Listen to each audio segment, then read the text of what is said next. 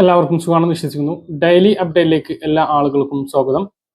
നാളെ മെയ് 3-ാം തീയതിയും തുടർന്നുള്ള ദിവസങ്ങളിലും നിങ്ങൾ ശ്രദ്ധിക്കേണ്ട വളരെ പ്രധാനപ്പെട്ട കാര്യങ്ങളാണ് ഈ ഒരു വീഡിയോയിൽ വ്യക്തമാക്കുന്നത്. വീഡിയോയുടെ വിശദാംശങ്ങളിലേക്ക് കടക്കുന്നതിന് മുമ്പ് കൂടുതൽ ആളുകളിലേക്ക് ഇൻഫർമേഷൻ എത്താൻ ഷെയർ ചെയ്യുക, ലൈക്ക് ചെയ്യുക. ഫേസ്ബുക്കിലൂടെ കാണുന്ന ആളുകൾ ഫോളോ ചെയ്യുക. വീഡിയോയുടെ വിശദമായ വിവരങ്ങളിലേക്ക് വരാം. വോട്ടെണ്ണുന്നതിന് ഇനി കാത്തിരിപ്പ് 2 രാത്രികളും 1 പകലും മാത്രം. തിങ്കളാഴ്ച രാവിലെ 8 മണി മുതൽ നമ്മുടെ സംസ്ഥാനം ഇനി ആര് ഭരിക്കുമെന്ന ഫലമറിയാനാകും. നമ്മുടെ സംസ്ഥാനത്തിന് പുറമെ ആസാം, തമിഴ്നാട്, ബംഗാൾ, പുതുച്ചേരി എന്നീ സംസ്ഥാനങ്ങളിലെ തെരഞ്ഞെടുപ്പ് ഫലങ്ങൾ കൂടി അറിയാൻ സാധിക്കുന്നതാണ്. നിലവിലെ സർക്കാരിൻ്റെ അവസാന മന്ത്രിസഭാ യോഗം ഇന്ന് അവസാനിച്ചു. രാജ്യത്ത് പെട്രോളുകൾക്കും ഡീസലിനും വില കൂടും.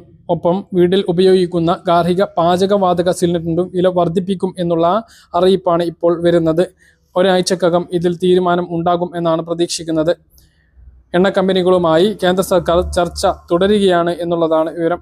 പശ്ചിമേഷ്യൻ സംഘർഷത്തെ തുടർന്ന് ആഗോള വിപണിയിൽ അസംസ്കൃത എണ്ണയുടെ വില കുത്തനെ ഉയർന്ന സാഹചര്യത്തിൽ വില വർദ്ധിപ്പിക്കാതെ പിടിച്ചു നിൽക്കാനാകില്ല എന്നാണ് എണ്ണ കമ്പനികൾ പറയുന്നത്. പെട്രോളിനും ഡീസലിനും 4 മുതൽ 5 രൂപ വരെ വർദ്ധിപ്പിക്കും എന്നുള്ളതാണ് വിവരം. അതോടൊപ്പം LPG സിലിണ്ടറുകൾക്ക് 40 മുതൽ 50 രൂപ വരെ വർധനവിനാണ് സാധ്യതയുള്ളത്. കഴിഞ്ഞ ദിവസം വാണിജ്യ സിലിണ്ടറിന് 993 രൂപ ഒറ്റയടിക്ക് കൂട്ടി ഞെട്ടിച്ചിരുന്നു കേന്ദ്ര സർക്കാർ.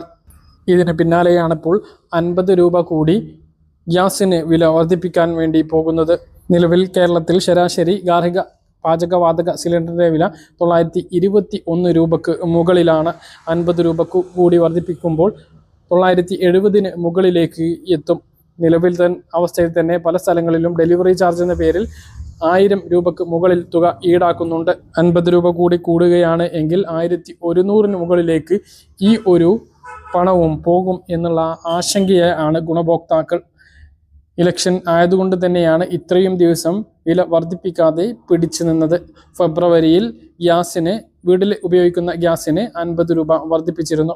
4 മാസം കൊണ്ട് വാണിജ്യ സിലിണ്ടറിന് 1500 രൂപയിൽ അധികമാണ് കേന്ദ്ര സർക്കാർ വില വർദ്ധിപ്പിച്ചത്. ആധാറുമായി ബന്ധപ്പെട്ട ഒരു അറിയിപ്പാണ് പറയുന്നത്. ആധാർ കാർഡ് ഒരു വ്യക്തിയുടെ തിരിച്ചറിയൽ രേഖയായി, അതായത് ഐഡന്റിറ്റി പ്രൂഫായി ഉപയോഗിക്കാം എങ്കിലും അത് ജനനത്തീയതി തെളിയിക്കാനുള്ള സാധുവായ രേഖയായി കണക്കാക്കാനാവില്ല എന്ന് unique identification authority of India വ്യക്തമാക്കി. ഔദ്യോഗിക വെരിഫിക്കേഷൻ നടപടികളിൽ ആധാറിൻ്റെ നിയമപരമായ സ്ഥാനത്തെക്കുറിച്ച് നിലനിൽക്കുന്ന ആശയക്കുഴപ്പങ്ങൾ പരിഹരിക്കാനാണ് ഈ വിശദീകരണം. ആധാറിൻ്റെ പ്രാഥമികമായ ധർമ്മം ഐഡന്റിറ്റി ഒതന്റിക്കേഷൻ, അതായത് തിരിച്ചറിയൽ ഉറപ്പാക്കുക എന്നതാണ് എന്നും അല്ലാതെ പ്രായം തെളിയിക്കുന്നതിനുള്ള രേഖയല്ല എന്നും UIDAI അറിയിച്ചു. അതിനാൽ മറ്റ് സംവിധാനങ്ങളുമായി ചേർന്ന് തിരിച്ചറിയൽ ആവശ്യങ്ങൾക്ക് മാത്രമായി ആധാർ ഉപയോഗിക്കണമെന്നും അതോറിറ്റി അറിയിപ്പിൽ വ്യക്തമാക്കി. വാൽപ്പാറ ദുരന്തത്തിൽ മരിച്ച 5 പേരുടെ കുടുംബത്തിന് 10 ലക്ഷം രൂപ ധനസഹായം അനുവദിച്ച് സർക്കാരിൻ്റെ അവസാന മന്ത്രിസഭാ യോഗത്തിലാണ് തീരുമാനം. ധനസഹായം ഇൻഷുറൻസ് പരിരക്ഷ ഇല്ലാത്ത ആളുകളുടെ കുടുംബങ്ങൾക്ക് മാത്രമായിരിക്കും ലഭിക്കുക. പരിക്കേറ്റ കുട്ടികളുടെ ചികിത്സ സർക്കാർ ഏറ്റെടുക്കുമെന്നും മന്ത്രിസഭാ യോഗം തീരുമാനിച്ചു. സ്ത്രീ സുരക്ഷാ പെൻഷൻ ഇപ്പോൾ ലഭിച്ചില്ല. ഇനി എന്നാണ് ക്ഷേമ പെൻഷൻ 2000 രൂപ ലഭിക്കുക എന്നുള്ളതാണ് പല ആളുകളും ചോദിക്കുന്നത്. മെയ് മാസത്തേക്ക് കടന്നതോടുകൂടി ഈ ചോദ്യങ്ങൾ കൂടിയിട്ടുണ്ട്. മെയ് 4-നാണ് നമ്മുടെ സംസ്ഥാനത്ത് തെരഞ്ഞെടുപ്പ് റിസൾട്ട് വരുന്നത്. ഇന്ന് മെയ് 2-ാം തീയതി നമ്മുടെ സംസ്ഥാനത്തെ നിലവിലെ മന്ത്രിസഭയുടെ അവസാന മന്ത്രിസഭാ യോഗം കഴിഞ്ഞു. അതുകൊണ്ട് തന്നെ പുതിയ മന്ത്രിസഭ അധികാരത്തിൽ വന്നതിന് ശേഷമേ ഇനി അടുത്ത മന്ത്രിസഭാ യോഗം ഉണ്ടാവുകയുള്ളൂ. LDF വന്നാലും UDF വന്നാലും മെയ് 25-ന് മുമ്പ് മന്ത്രിസഭ രൂപീകരിക്കും. അപ്പോൾ മെയ് 25-ാം തീയതി മുതൽ നമുക്ക് ക്ഷേമ പെൻഷൻ ലഭിക്കും എന്നാണ് നമ്മൾ പ്രതീക്ഷിക്കുന്നത്. ആരാണ് അധികാരത്തിൽ വരുന്നത് എന്ന് 4-ാം തീയതി വരെ നമുക്ക് കാത്തിരുന്ന് കാണണം. അപ്പോൾ ആര് വന്നാലും ക്ഷേമ പെൻഷൻ ഇനി മുടങ്ങില്ല എന്ന് തന്നെ നമുക്ക് പ്രതീക്ഷിക്കാവുന്നതാണ്. 1-ാം പിണറായി സർക്കാരാണ് എല്ലാ മാസവും 20-ാം തീയതിക്കും 30-ാം തീയതിക്കും ഇടയിൽ പെൻഷൻ വിതരണം ആക്കിയത്. Kerala state social pension security limited എന്ന കമ്പനി രൂപീകരിച്ചതിന് ശേഷമാണ് അത്തരത്തിലുള്ള വിതരണം ആരംഭിച്ചത്. അതിനു മുമ്പ് മണി ഓർഡറായി വീടുകളിലേക്ക് 4-5 മാസത്തേത് ഒരുമിച്ച് അയക്കുന്ന രീതിയാണ് ഉണ്ടായിരുന്നത്.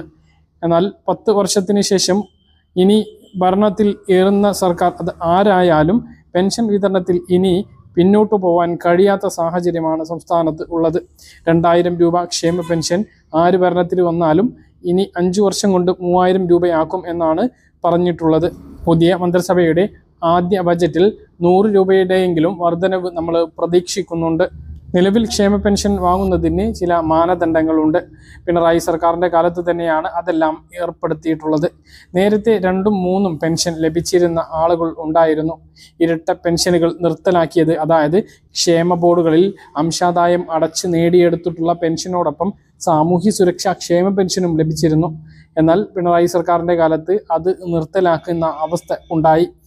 അതിനുശേഷം ഒരു പെൻഷനാണ് കൃത്യമായിട്ട് പൂർണ്ണമായും ലഭിച്ചിരുന്നത്. 600 രൂപയാണ് രണ്ടാമത്തെ പെൻഷനായിട്ട് മാക്സിമം ലഭിച്ചിരുന്നത്. ചില ആളുകൾക്ക് അത് കിട്ടാത്ത അവസ്ഥയുമാണ്.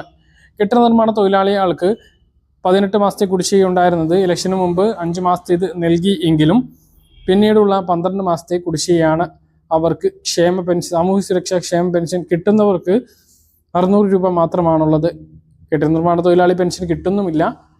സാമൂഹ്യ സുരക്ഷാ പെൻഷൻ 600 മാത്രമാണ് കിട്ടുന്നത്. ബാക്കിയുള്ളവർക്കെല്ലാം 2000 കിട്ടുമ്പോഴാണ് ഇവരുടെ ഈ ദുർഗതി. ഇങ്ങനെ ഒരുപാട് ആളുകൾ ഈ അവകാശങ്ങളെല്ലാം മുടങ്ങി മരണപ്പെട്ടു പോയിട്ടും ഉണ്ട്.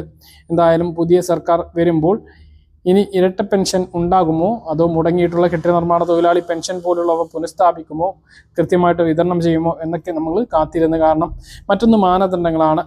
1 ലക്ഷം രൂപയ്ക്ക് മുകളിലുള്ള വരുമാനം, 1000 cc മുകളിലുള്ള വാഹനം, 2000 സ്ക്വയർ ഫീറ്റിന് മുകളിലുള്ള വീട്, 2 ഏക്കറിലധികം ഭൂമി, താമസിക്കുന്ന വീട്ടിൽ AC ഉൾപ്പെടെയുള്ള ആഡംബര സൗകര്യങ്ങൾ ഉണ്ട് എങ്കിൽ അവയെല്ലാം പെൻഷന് അർഹത ഇല്ലാത്ത കാര്യങ്ങളാണ്. എന്നാൽ ഇത് സ്വന്തമായിട്ട്, അതായത് വാർദ്ധക്യത്തിലെത്തിയിട്ടുള്ള ആളുകൾക്ക് ലഭിച്ചോണം എന്നില്ല. അവർ ഉൾപ്പെടുന്ന റേഷൻ കാർഡിലെ മറ്റൊരു അംഗങ്ങൾക്ക് ഉണ്ട് എങ്കിലും പെൻഷൻ മുടങ്ങുന്ന സാഹചര്യമുണ്ട്. ഇനി പുതിയ സർക്കാർ വന്നിട്ട് അതിൽ ഇളവ് നൽകുമോ എന്നുള്ള ഒരു പ്രതീക്ഷയും നമുക്കുണ്ട്. AC ഒക്കെ ഇപ്പോൾ ആഡംബര വസ്തു എന്നതിൽ നിന്നും ഒഴിവാക്കേണ്ട കാലം കഴിഞ്ഞിട്ടുണ്ട്. കാരണം AC ഇല്ലാതെ ജീവിക്കാൻ കഴിയാത്ത അവസ്ഥ ഒന്ന് പിഞ്ചു കുഞ്ഞുങ്ങൾ, അതുപോലെ തന്നെ രോഗികളായിട്ടുള്ള ആളുകളൊക്കെ ഉണ്ട്. സാധാരണക്കാരെങ്കിലും എന്തെങ്കിലുമൊക്കെ കാണിച്ച് AC വെക്കുന്നുണ്ട് എങ്കിൽ അവരുടെ വീട്ടിൽ താമസിക്കുന്ന അല്ലെങ്കിൽ അവരുടെ വീട്ടിലുള്ള മറ്റ് ആളുകളുടെ പെൻഷൻ മുടങ്ങിപ്പോകുന്ന സാഹചര്യം അത് വളരെ കഠിനമായിട്ടുള്ള അല്ലെങ്കിൽ സങ്കടകരമായിട്ടുള്ള കാര്യമാണ്. വീട്ടിലുള്ള ഏതെങ്കിലും മകനോ മകളോ ഇത്തരത്തിലുള്ള ഒരു സൗകര്യം ചെയ്തതിൻ്റെ കാരണത്താൽ പാവപ്പെട്ട വൃദ്ധരുടെ അല്ലെങ്കിൽ വിധവകളായിട്ടുള്ള ആളുകളുടെയൊക്കെ പെൻഷൻ മുടങ്ങിപ്പോകുന്നത് സാഹചര്യം വളരെ ദയനീയമാണ്. അതിലെല്ലാം മാറ്റം വരും എന്ന് നമ്മൾ പ്രതീക്ഷിക്കുന്നു. നിങ്ങളുടെ അഭിപ്രായങ്ങൾ താഴെ കമൻ്റായിട്ട് രേഖപ്പെടുത്തുക. ഇനി മെയ് 20-ന് ശേഷമായിരിക്കും ഈ മാസത്തെ പെൻഷൻ വിതരണം ഉണ്ടാകുക. പുതിയ സർക്കാർ അധികാരത്തിൽ വന്ന്, അത് ഏത് മുന്നണി ആയാലും പുതിയ സർക്കാർ അധികാരത്തിൽ വന്ന് ആദ്യ പെൻഷൻ വിതരണമാണ് മെയ് മാസത്തിൽ നടക്കുന്നത്. പക്ഷേ LDF സർക്കാരിൻ്റെ അവസാന ഉത്തരവിൽ ഒന്നാണ് മെയ് മാസത്തെ പെൻഷൻ വിതരണം ചെയ്യുന്നതിന് വേണ്ടിയിട്ട് ഇറക്കിയിട്ടുള്ളത്. പക്ഷേ തുക അനുവദിക്കേണ്ടത് പുതിയ മന്ത്രിസഭയാണ് എന്നുള്ളതും മനസ്സിലാക്കുക. നിങ്ങളുടെ അഭിപ്രായങ്ങൾ താഴെ കമൻ്റായിട്ട് രേഖപ്പെടുത്തുക. സ്ത്രീ സുരക്ഷാ പെൻഷൻ ഇനിയും പുതിയ ഭരണസമിതി അധികാരത്തിൽ വന്നതിന് ശേഷം തന്നെയായിരിക്കും വിതരണം ഉണ്ടാകുക. നിലവിൽ സ്ത്രീ സുരക്ഷാ പെൻഷൻ വിതരണം തുടങ്ങിയെങ്കിലും 2 മാസം വിതരണം ചെയ്ത് ഏപ്രിൽ മാസത്തേത് കുടിശ്ശികയായിരിക്കുകയാണ്.